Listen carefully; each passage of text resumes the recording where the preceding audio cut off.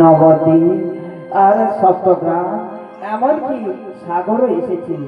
এসে ভগীরথ চিন্তা করছে আমি তো এসেছি, কোথায় আমার পূর্বপুরুষ? কোথাও তো খুঁজে পাচ্ছি না। তাই মাকে বলছে, ওগো মা, মা গো, আমার পূর্বপুরুষ কোথায় রয়েছে তা তো আমি জানি না। আরে তুই বল তোর পূর্বপুরুষ কোথায়? তোর পূর্বপুরুষকে উদ্ধার করার জন্য আমাকে তো এনেছিস। তুই যদি না বলিস তবে আমি কেমন করে উদ্ধার ওগো মা, করবো? আপনি চতুর্দিকে প্রবাহিত হয়ে যাও, উত্তর দক্ষিণ পূর্ব পশ্চিম কোথায় যাচ্ছে আমার পূর্বপুরুষগণ তা তো আমি জানি না মা।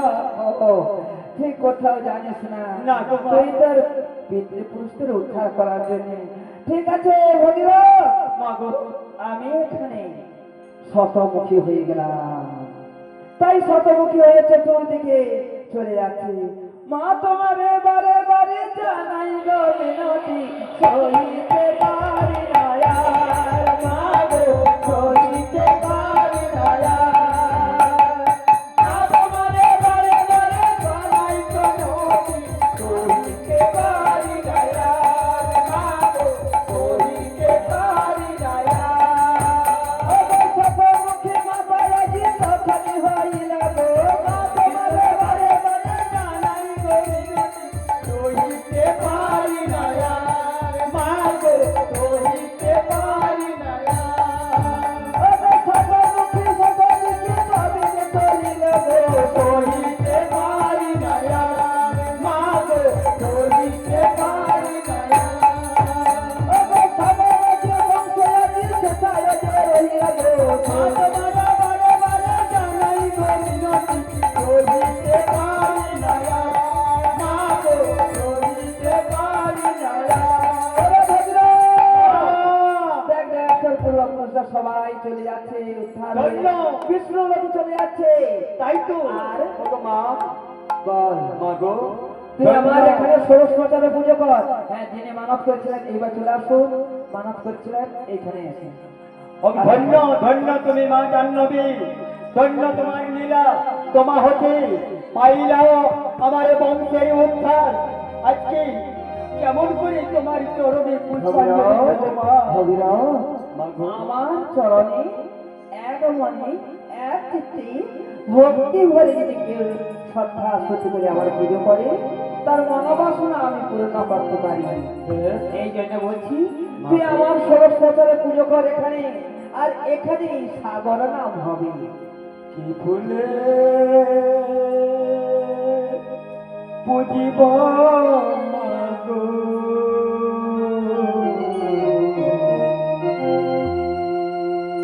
চরণ তোমার ফুলে পুজিব মা গো,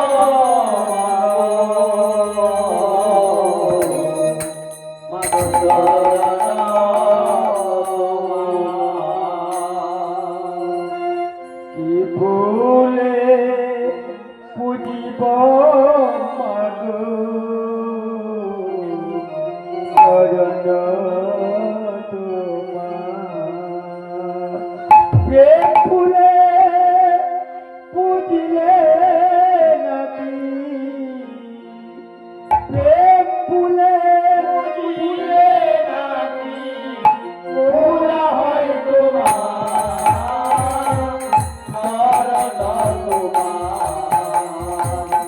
কি ফুলে পুজিব মা গো, চরণ তোমার।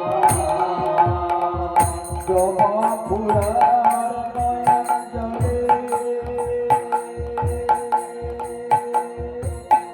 বুঝলে নাকি তোমায় মেলে। জবা ফুলার দিল দলে বুঝলে নাকি তোমায় মেলে। জবা ফুলার নয়ন জলে মা গো,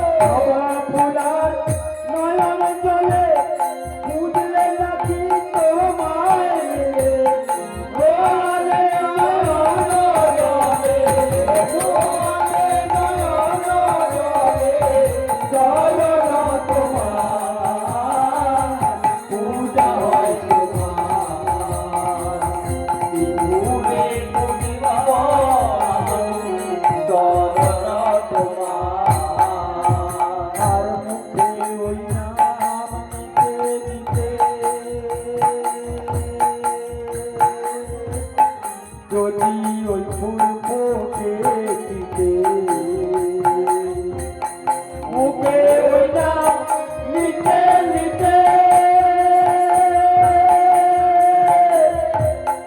যদি ওই ফুল ফোটে দিতে ফোটালে নয়ন জলে তোমারে নয়ন জলে হয় তোমার চরণ তোমার জীবনে পুরিব চরণ তোমার আর প্রেম ফুলে বুঝিলে নাকি প্রেম ফুলে বুঝিলে নাকি পূজা হয় তোমার চরণ তোমার জীবনে পুরিব